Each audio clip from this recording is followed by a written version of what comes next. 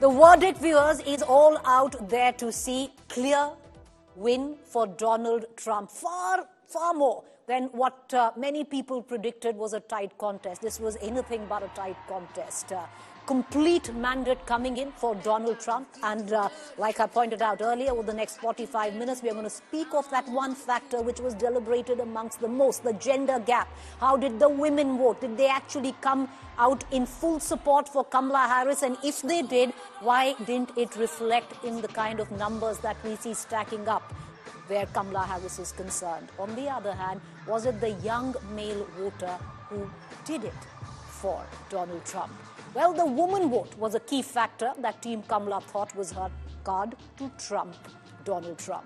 While it might be too early to make any informed assessments as of now in terms of the numbers on how the women voted, but it does seem that women did show up for Kamala, but not possibly in the numbers she would have wanted. Initial reports suggest, after what is clearly a thumping and a far from close election, suggesting that black women did in fact get Kamala Harris's back. En masse voting for Kamala Harris is what we are being, what is being indicated right now. We're going to put out the figures that are coming in slowly right now, trickling in. What we are also given to understand, white college-educated women did vote in huge numbers for Kamala Harris. The demographic that let her down were the white women who did not have a college degree. The Democrats gained a few points amongst white voters, primarily women, after Trump carried white women by 11 points in 2020. Harris narrowed it down, the gap, to about 5 points. Now, according to the NBC News exit poll, Biden beat Trump by 9 points among white women with the college degrees 4 years ago. Harris expanded that advantage to 20 points. But Harris' edge amongst women this year did not exceed either President Joe Biden's or former Secretary of State Hillary Clinton's, a troubling sign for the vice president, given that she tried to mobilize female voters, especially on the issue of body rights, abortion. Preliminary results from exit poll data, which may change and have changed a little as real-time data trickles in. But let's just hark back to that. Nationally, Harris had a 10-point advantage with women, 54% where Harris was concerned, 44% where Trump was concerned. But her support was of a slim 3-point from President Joe Biden's support with the group in 2020. Trump, meanwhile, was leading by an identical 10-point margin amongst young men. Now, there was also a huge gender gap between young men, who were roughly split between Harris and Trump, 49%, 47%, and young women who back Harris by 26%. We'll also break it down in terms of the real-time data as it trickles in just a short while, but I want to immediately cut across to my colleague Shashank Mattu, who's going to try and decipher for us, because something, Shashank, what was much talked about, especially to the run-up to the mother of all elections, was the gender gap. Where women were concerned was one of the key factors that Kamala Harris was banking on. And then, of course, the bro vote, where it came down to Donald Trump.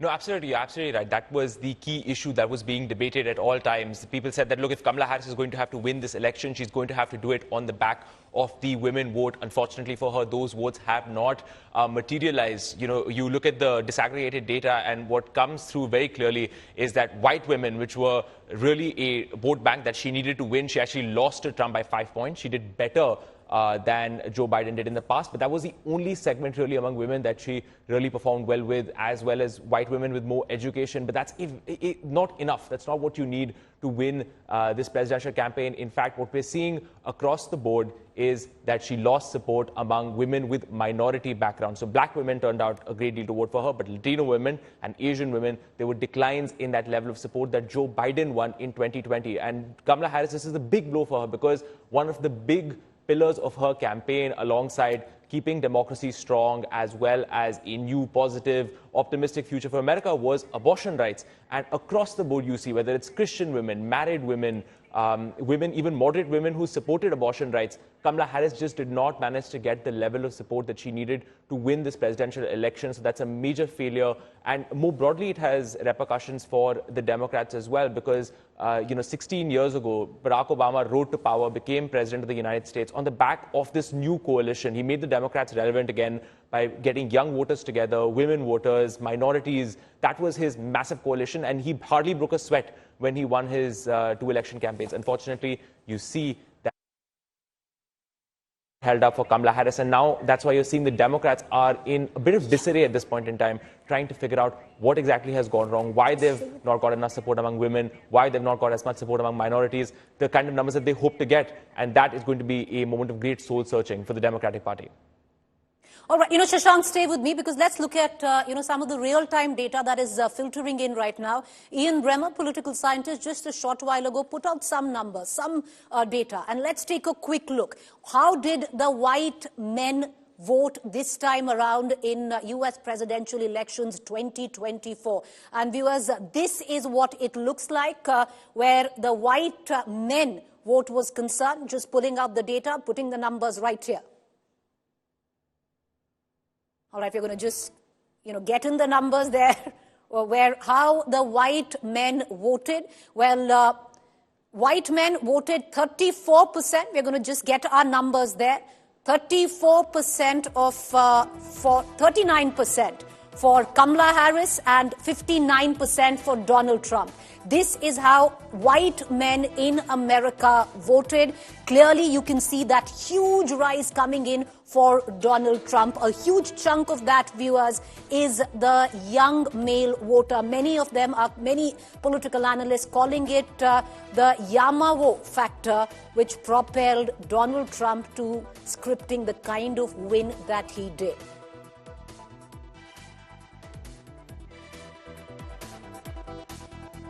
All right, so I want to quickly bring in Shashank Mattu back into this conversation. Shashank, there was a clear trust by, Team Trump to reach out to the young male voter, possibly insignificant in past elections because traditionally we've seen the under 30, male voter not really coming out and casting their ballot. This time around, they've been, they possibly could have propelled the kind of victory that President Trump is seeing. Right, absolutely. I think Donald Trump's whole idea during this election has been to capitalize on young men. They're falling behind across economic and social indicators, education indicators as well. And one of the big problems for Trump has been to make sure that he can capitalize on a lot of that discontent among young men. Now, what we're seeing is that Harris has only won among 18 to 29 young men, but across the board, you look at male voters and they have chosen Donald Trump by some pretty overwhelming margins. In fact, something that has come as a hammer blow to the Democratic Party in this election is that Latino men, a group of men, Hispanic Americans that used to constitute a massive reliable voting bloc for the Democratic Party have actually broken for Trump by around 54-55%. That is such a massive shift for the Democratic Party. I know Indian viewers don't often track US politics, but this was absolutely core to that election coalition that the Democratic Party had done. So that is absolutely the key for the Democrats. They have not been able to get young men in the numbers that they had hoped. They have not got black men in the numbers that they have hoped. Like I said, Latin American men. So that exactly has been a major point of that social coalition. Shashank, let's look into the other factors now. How did the black men vote? Many thought that possibly that vote could have been splintered, but it does seem, and we're giving out those numbers there where black men are concerned. The black community seems to have rallied behind where Kamala Harris is concerned. 78% of black women have voted for Kamala Harris, with just 20% of them voting where Donald Trump is concerned. From black women, let's quickly move on to black women. From black men, moving on to how black women have voted in this election. Let's quickly look at the numbers there. Kamala Harris again, 92%. That's it, viewers. Look at that detailing there. 92% of black women have voted for Kamala Harris. Women were the centerpiece of Kamala Harris's campaign, and at least where black women were considered, they've delivered. But really, it wasn't enough because just 8% of black women voting for Donald Trump. Let's look at Latino, Hispanic now. Well, in that, let's quickly move on and get in the other demographics. Hispanic, Latino men, 44% for Kamala Harris. Donald Trump takes it at 54%. This was also a community which was targeted by Donald Trump, especially where the young Latino Hispanic vote was concerned, and it's reflecting in the 54% right there. We'll also move on to white women in just a short while, but let me quickly bring in right now Rohit Sharma, my colleague, who's reporting right now from Washington, D.C. Things haven't gone down according to plan for Kamala Harris, Rohit, but if you break it down in terms of the demography, especially where black women are concerned, they've rallied behind Kamala Harris, but it just wasn't enough. Even with the, white women voters with a college degree seem to have got Kamala Harris's back, but where she's lost out in the women demographic is the white women without a college degree. What more can you add? Well, look, we have to go back to 2020 again, Preeti. At the end of the day, it was even that election was won by very thin margin, by 10,000, 15,000 votes in some of those swing states. So it was very important for Vice President Kamala Harris to get the same kind of turnout, especially in those swing states. And then the race have been really close in those swing states. But the bottom line is, a lot of people, and look, I spoke to a lot of people on the ground. People have voted Trump because they found his message simple. Women have voted for him because they think he's presidential. Misogyny is deep-rooted in American society. Even in 2016, there were a lot of women who did not vote for Hillary Clinton from the same demographic that you were talking about. So at the end of the day, I think, Latino votes have cost her this election. White women without college the numbers degrees. Right there, and I'm just flipping back to Rohit on that, because with what he's speaking of. Let's look at how the white women voted this time around in elections 2024, and this is how it panned out. It's not that they haven't come in for Kamala Harris. 47% of white women have voted for Kamala Harris, with a 3% increase where Donald Trump is concerned. And most of that 47% viewers that you see on your television screen stems from young, upwardly mobile women, most of them with a college degree in the swing states, especially where white women without a college degree is concerned. That particular demographic possibly has turned the Donald Trump way. Rohit, please add to it. Yeah, I mean, and as I was saying, Preeti, it was the variance of margin that decided even the 2020 election, and she has not been able to make inroads the same demographic that Hillary Clinton could not in 2016. I think a lot of women voters without the college degree did not see her as a president.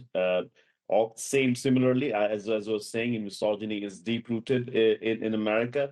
Latino voters moving away from President Biden also reflects the fact that they do not believe that a woman could serve in the power of leadership. And this is just not, I'm not making an assumption here. We've been on the ground talking to a lot of people in Pennsylvania, in Illinois, in Virginia, Maryland. So seeing this on the ground. And at the end of it all, I was texting somebody last morning before the beginning of the election, and they said if women voters turn out, she's going to win. If they do not, she is not going to win this election. And this is exactly where we are, Preeti. Well, women voters have turned out, but possibly not in that kind of numbers that Kamala Harris would have wanted, especially where that demographic of white women is concerned. But, Rohit, I know it's an early morning right there, and a brand new morning where politics is concerned for America, but stay on with me for just about 2 minutes, because what didn't quite work as she had imagined for Kamala Harris, the women vote, but something that worked tremendously, and the figures are right there. The data is right there. And that is, viewers, the young male voters who rallied behind Donald Trump, creating a wide gender gap, while Kamala Harris held a strong support from women with help from influencers like Elon Musk, Joe Rogan. Trump's focus on men under 30 tipped the scales. Take a look. How? The bro vote, or the Yomavo factor.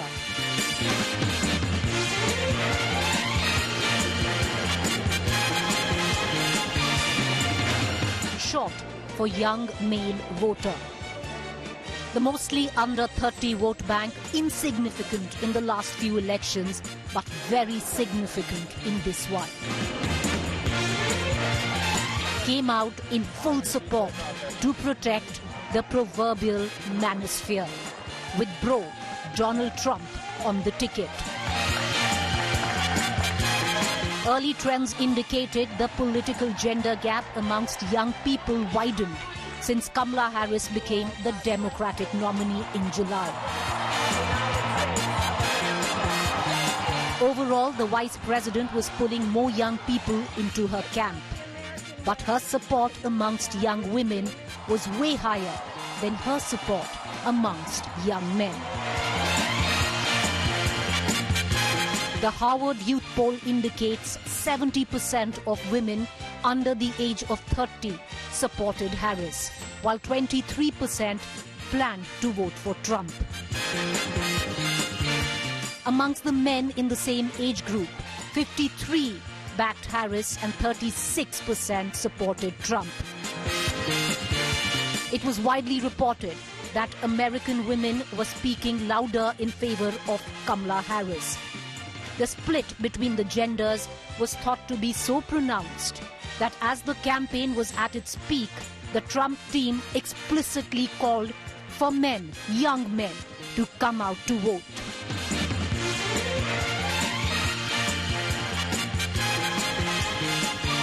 In August, the Trump campaign told reporters that they were targeting a key group of voters that makes up just over a tenth of the electorate in swing states, mostly younger men, mostly white.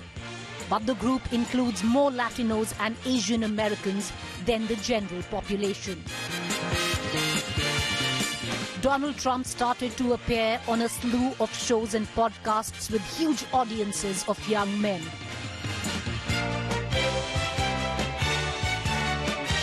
Sitting for interviews with influencers, comedians, podcasters, outside the usual political media, with one aim: appeal to his brothers in arms. And he pulled out the legion of support that appealed to the young male voter. Billions and billions and trillions even dollars. I took in hundreds of billions of dollars from China. Nobody took in 10 cents, not one other president.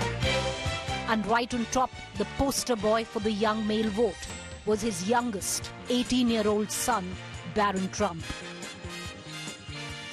A first-time voter who formulated his social media profile to appeal to the young Gen Z, upwardly mobile, under 30 male voter. Elon Musk was the other big influencer who, with the might of the social media platform X, went all out to appeal to men to come out in full support of a man. The biggest factor here is that men need to vote. That is the biggest issue. I don't know what the reason is, but men just vote at a much lower rate than women. I think it's like 9%, right? Someone just told me that today. It's a big difference. I'm just like saying as a message to the men out there: vote like your life depends on it, because I think it does. Then the icons of the white male hyper-masculine subculture, like Hulk Hogan, Mel Gibson, and popular podcaster host Joe Rogan, were all pushed to the fore for Trump's campaign. They pushed you because people were tired of someone talking in this bullshit. And then to get a mix of women to endorse a crowded male narrative, celebrities like Amber Rose, Megyn Kelly were roped in. Team Trump knew that young men could propel Trump to victory, but only if they showed up. And show up they did. So while the women didn't entirely let Kamala down, it was the Donald Bro Code that opened the presidential door for Trump. While the gender political fight ensues, it's still a man's world in America. Bureau Report, India Today. So that's it, viewers. While the women didn't entirely let Kamala Harris down, most getting her back, but just falling short. On the other hand, it was the young male vote that propelled the kind of victory that we see for Donald Trump. Let's cut across to our panelists. Joining me right now from the United States of America this very early morning, Yashwant Deshmukh, founder, director, C Voter. Rohit continues to be with us. Geeta Mohan will also be joining us from Florida. Shashank Mattu, who is in the studio from me, tracking the demography and the gender gap. Rohit, you were speaking earlier and touching on this as well. So the women vote we've spoken of, it did show up for Kamala Harris, but possibly not as much as she had hoped it would. On the other hand, what really counted for Donald Trump was the bro code. It did, and he was doing, though he was going on, as we were saying, he was doing things to appeal to his voter base in this case. Look, he did not, he stayed on his message. He did not try to be everything to everybody. And I think that's a pitfall for Democrats. They tried to be everything to everybody. He knew who his voter base was. He wanted to energize them, and that's exactly what he ended up doing. He wasn't going to look out for, votes that he would not able to win. I mean, towards the end of it, we saw him definitely with Muslim Americans and Hindu Americans and writing tweets and hanging out with them. But he did not change his stance just to get their votes. All he said was when he was meeting with them that I will make sure I'll lower your taxes. I'll make sure that I'll close the border. His messaging was consistent, Preeti. I think that plays a huge role. As far as Democrats are concerned, you see them at the temple, they are saying something completely different. You see them somewhere else, they're saying completely different. So I think that messaging of Donald Trump with a very disciplined approach has worked. And look, we all saw him very, very happy, very humble yesterday. And that's what the messaging has been from the Republican campaign. He was trying to soak it all in since the first assassination attempt. He has been saying this, that God has saved him to do something bigger and better. And that's what he said last night. Our golden years are to come here. Yashwant Deshmukh, very good morning. Where are you this morning? And did you predict what these results expected, Yashwant?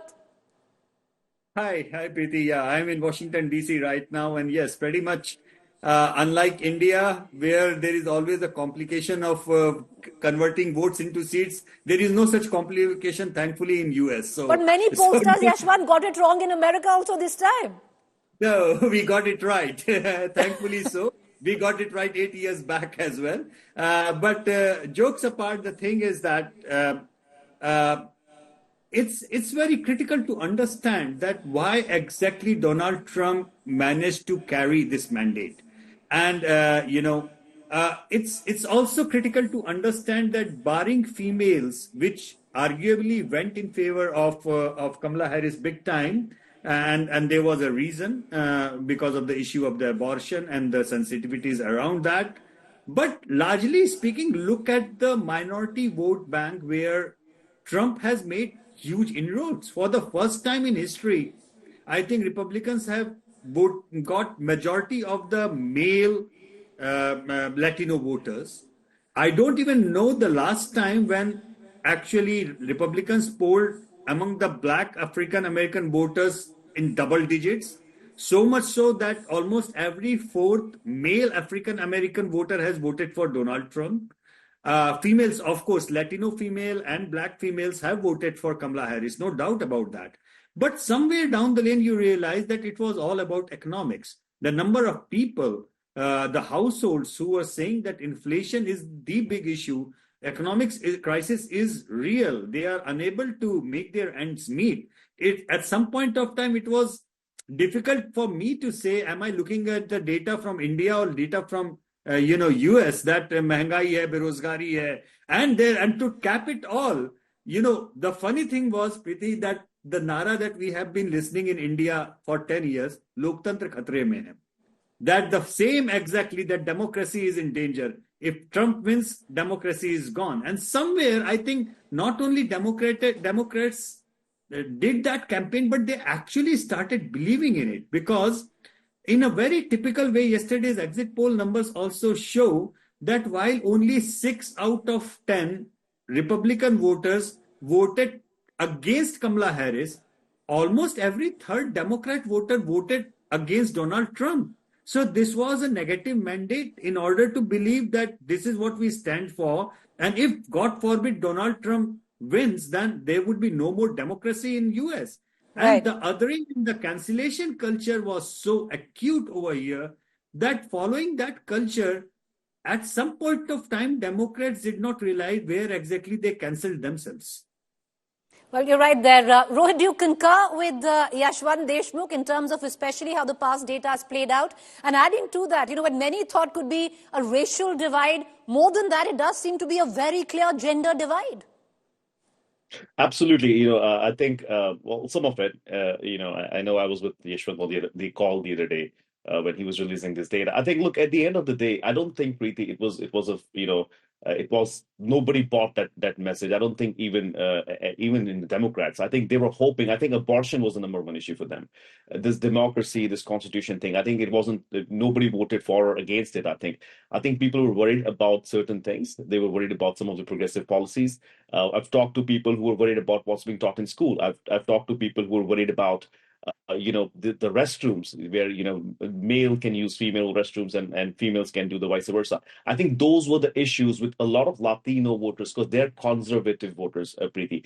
Also, the fact that people saw Donald Trump as somebody under who the economy was doing well. There were jobs. People, I don't think really it did not matter to them that what Kamala was saying as much. What mattered to them was who was watching out for them, and it was the consistency of President Trump on his message about jobs, immigration, securing the border, and also making sure that there are no wars to be fought. And I think that message where American people sat down and said, look, domestically, we want to be doing better than what we're doing right now. And that's why people have overwhelmingly voted for them. Look at Latino voters also, Preeti. Some of these are hardworking people who are doing two jobs to make their end meet.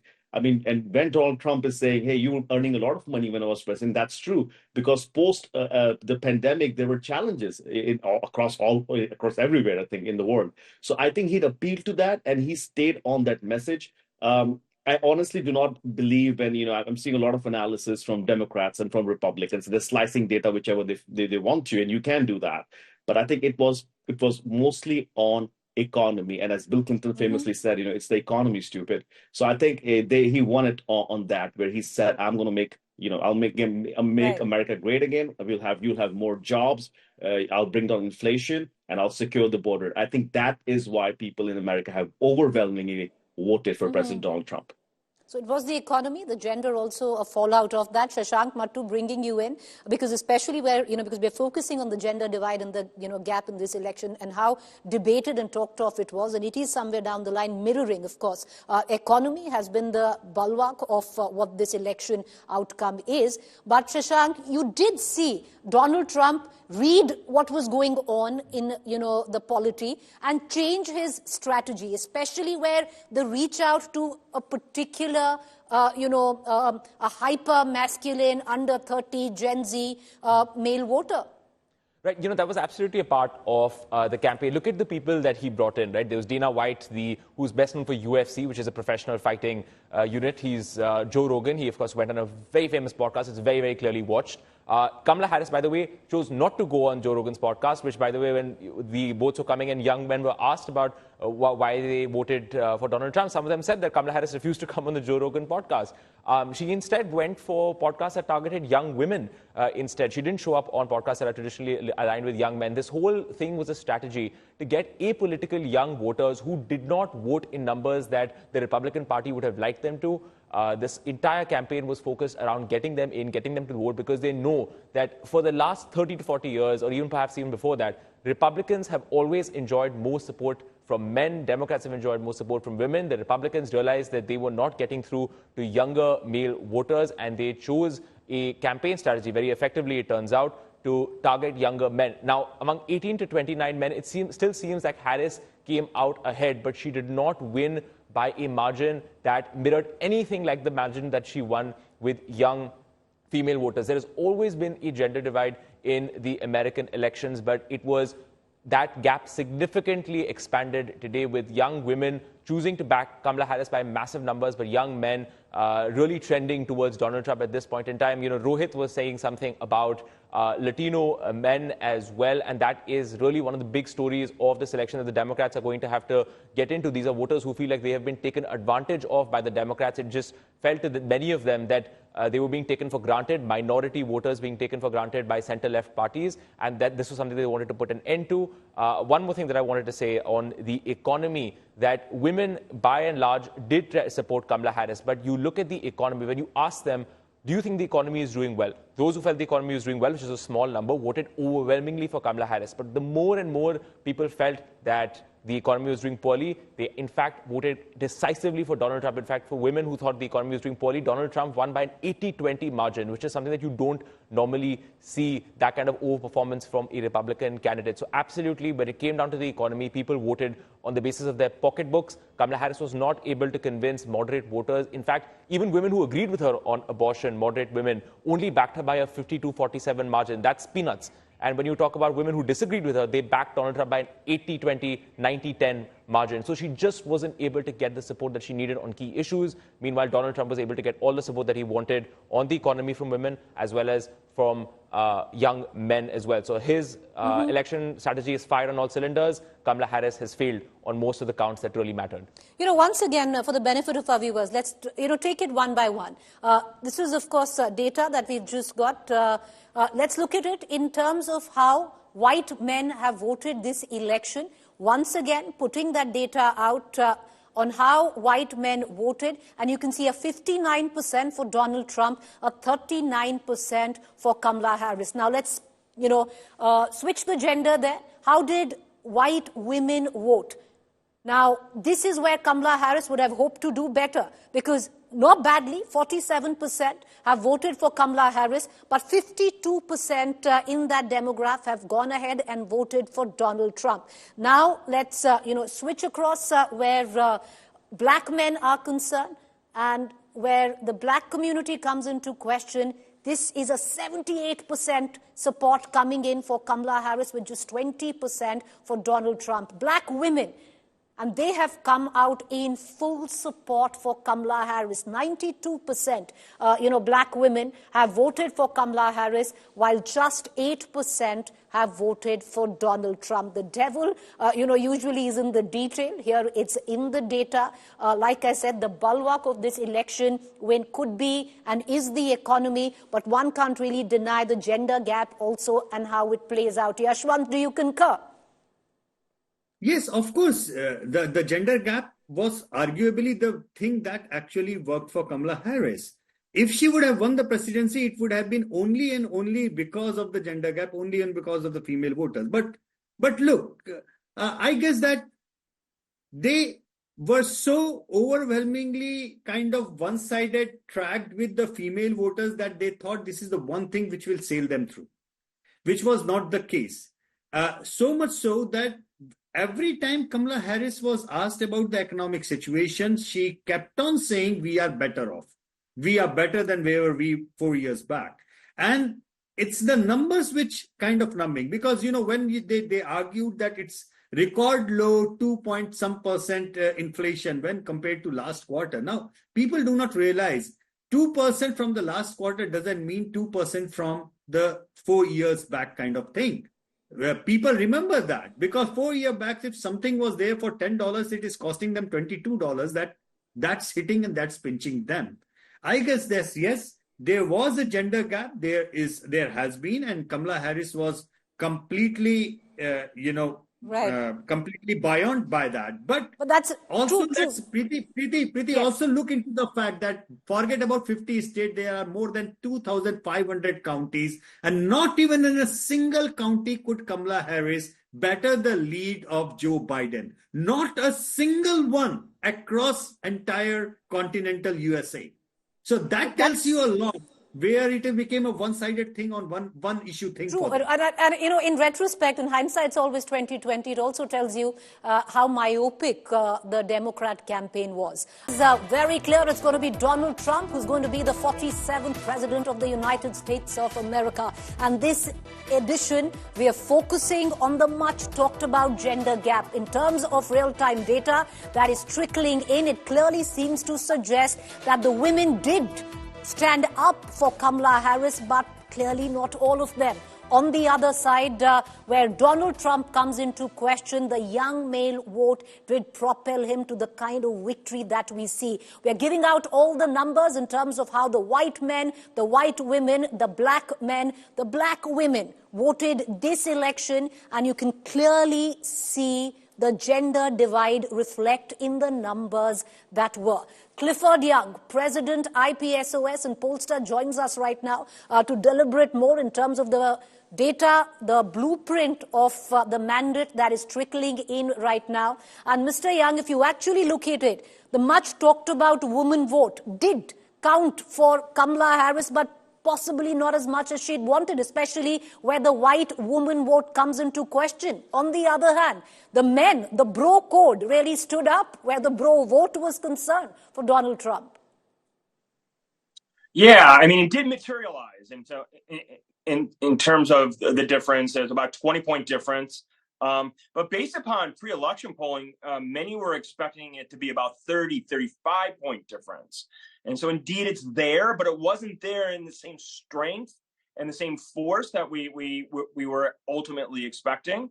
There are a variety of reasons for that. Most importantly, we believe, is the issue of inflation in the economy. That became more important for even women than merely sort of reproductive rights. There are other issues such as feeling left behind, feeling that the middle class is lost. These other sorts of optimism issues played into voter calculus.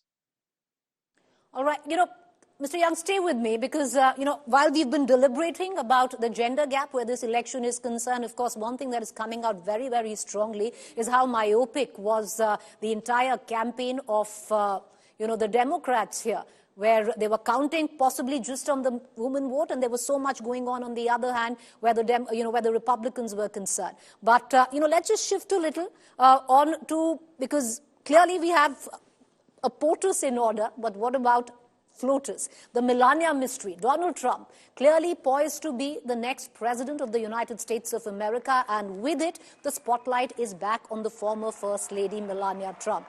With POTUS, will floaters also make a comeback? With many Melania conspiracy theories abound, with divorce rumors making the rounds, as well as she endorsing her pro-abortion stand in her book just a month ago. However, it seems Donald Trump's victory could also rescript his personal life. As Donald Trump was inching towards the historic halfway mark, the Republican presidential nominee addressed a gathering, speaking at the Palm Beach Convention Center in Florida. As he reached the brink of victory, Mr. Trump promised a golden era. But with that, he also thanked his wife Melania, giving her a kiss on the cheek. While former First Lady Melania was largely missing from the 2024 Trump campaign, she did make an entry in the final hours when it counted the most. She made a rare appearance at Trump's campaign rally at Madison Square.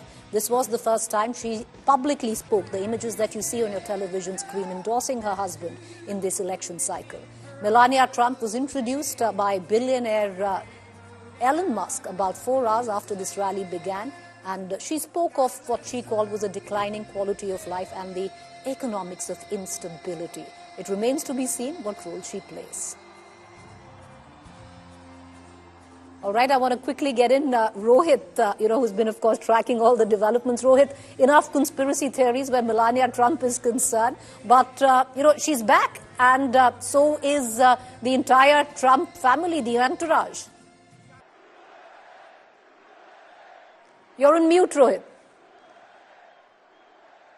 I'm not going to speak to conspiracy theories, Preeti, but she was missing from the campaign. She wasn't in the active role as she would have been. We all remember the first time Donald Trump announced his run.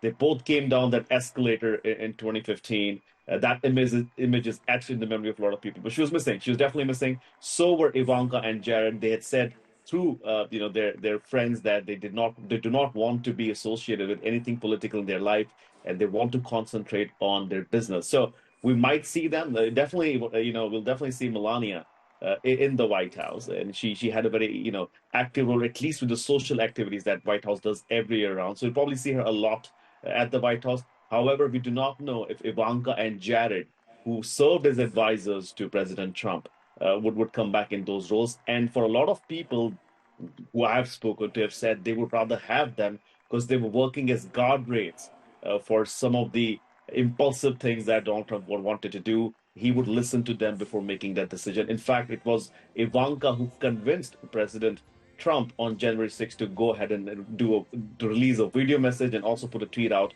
asking those violent protesters to go back home. So we'll have to wait and watch.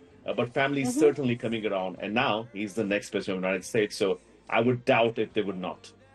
Well, you are right there, and we're going to keep a keen eye. Well, still sketchy in terms of what role will the Trump family play. But one thing that we saw, and when it comes down to Kamala Harris, was the massive support that she got where women celebrities coming in from all walks of life was concerned. But viewers, as we continue to talk about the gender gap, we continue to talk about the women vote that, came up for Kamala Harris but fell short a little.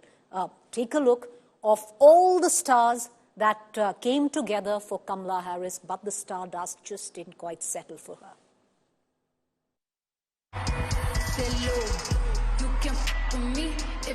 If female celebrity endorsements could swing the US presidential elections, then Kamala Harris may well have had it in the bag.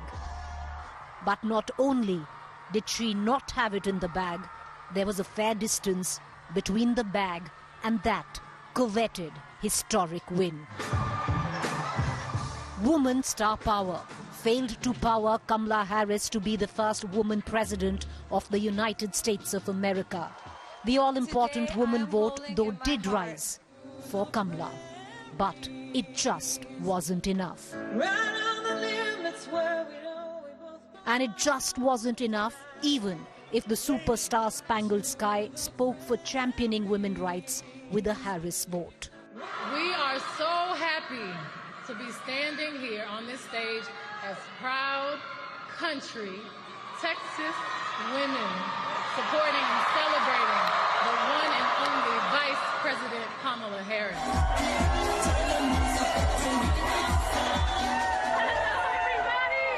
Our vote is our voice.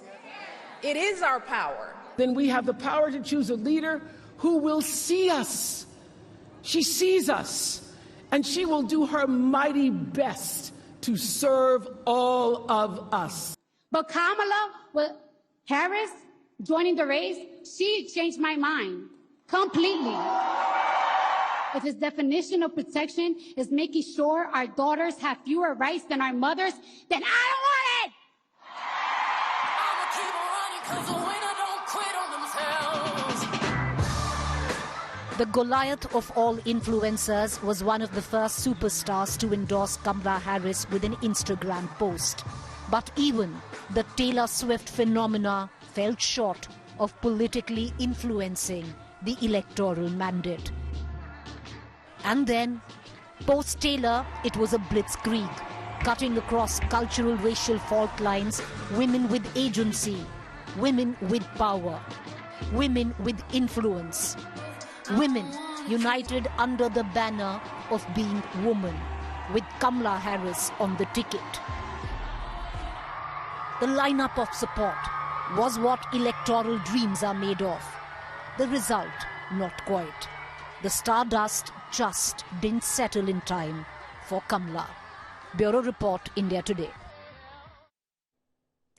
Clifford Young, like I said, hindsight's always 20/20, and when you look back and you actually, look at the results right now, it does seem that the entire campaign of the Democrats and Kamala Harris was fairly myopic, trying to put everything in the women basket. Yeah, so ultimately, celebrity endorsements, in my opinion, only count for one vote. And so we always have to be careful with that. I don't put much stock in that. But the most important issue here in the United States was inflation in the economy. Donald Trump won on that issue. He was much more credible than Biden or Harris. And ultimately, that explains the results today. Indeed, the abortion and reproductive rights issue was important on the margins. It was important, perhaps, of getting a certain segment of the base out. But the average voter was not worried about that. They were worried about inflation and the cost of living. Well, Sashank, bringing you in, because when you actually looked at the kind of star lineup, you had, for Christ's sake, you had somebody like a Taylor Swift, the mother of all influencers. You had the whole galaxy. You had a star-spangled sky. And yet, nothing mattered. No, absolutely. In fact, I remember in the run-up to the race for the White House, when Taylor Swift actually made her endorsement, the first time, I remember a lot of these female celebrities came out in favor of Hillary Clinton as well in 2016. It didn't make a difference. In fact, some voters, when they were asked about whether it made them more interested in voting, and they said, in fact, they were less interested in voting after hearing about celebrity endorsements. That was one of the polls that we were seeing in the run-up to the election campaign. Well, Clifford Young, did you see that there was a complete, where the voters were concerned? Because we're speaking a lot about economy, and possibly that's been the bulwark of the kind of mandate that we have seen. A complete disengagement where the Democrat campaign was concerned with what the voters were actually thinking? Yeah, the Democratic campaign and Harris had a problem, and their problem was they were part of the Biden administration, and the Biden administration was a government that was leading the country during the spike in inflation. That was problematic. What the campaign tried to do was, if not outright avoid the issue of the economy, would try to dribble it, try to reframe it as opportunity economy for all. That was the way they tackled the economy. But without a doubt, they were much less credible on the critical issue of the economy compared to Trump and the Republicans. And also if you do look at it, because it's not that a sizable women haven't voted for Donald Trump. And on the larger scale, Donald Trump has been a controversial figure, especially when it comes down to the various charges against him, some of them charges of sexual assault, federal cases, and multitude of other charges. But despite all of that, it did seem that this was a negative vote, that you wanted to vote out this incumbent government. Yeah, exactly. That's what happened. I would just add, though, that many Americans believe all the criticisms, all the legal actions against Trump are politically motivated. This is a place today in America where a vast majority of Americans believe the system is broken, that the elites have rigged it against them, and Trump is their champion. And so those sorts of allegations are just not believable by a big chunk of the American population. All right, Clifford Young, appreciate you joining us, as well as Shashank Mattu. Let's get a quick word in. Joining us is Geeta Mohan. She's joining us from Florida. Geeta, are you at some golf course in Florida trying to spot Donald Trump early this morning, right short of taking oath as the next president of the United States? Well, not at a golf course, but at one of those iconic places here at the Palm Beach. This is the Clemente Street at the Palm Beach. So I'm here. People are yet to wake up. The party went on till 5 a.m. Most of them were out in the streets, and by the time everybody got home and I reached my hotel, it was just about 5 a.m. So yes, they're all waking up slowly, quietly, but also quite excited about the change that they have brought about, because Florida, as you can see, Preeti, has voted Republican. And interestingly, even the popular vote, Donald Trump has done well for himself. So a lot of introspection required by political pundits, analysts, the things we say back home when we get our elections wrong too, the media over here. Nobody had read the pulse of the nation, but it is very clear that it's going to be Donald Trump. Kamala Harris is yet to concede defeat. So in some time from now, people are waking up, and sometime from now, we will get a few people and voices to talk about what they feel of the election, the results, and if there is going to be a smooth transition or not. All right, I appreciate all three of you for joining us. Thank you there. We can keep getting on to the micro data detailing in terms of the gender gap. Did the woman count for Kamala? Did the bro vote work for Donald Trump? Well, that is all now history, because there's a new chapter. The United States of America has itself their 47th president, and that is, viewers, Donald Trump.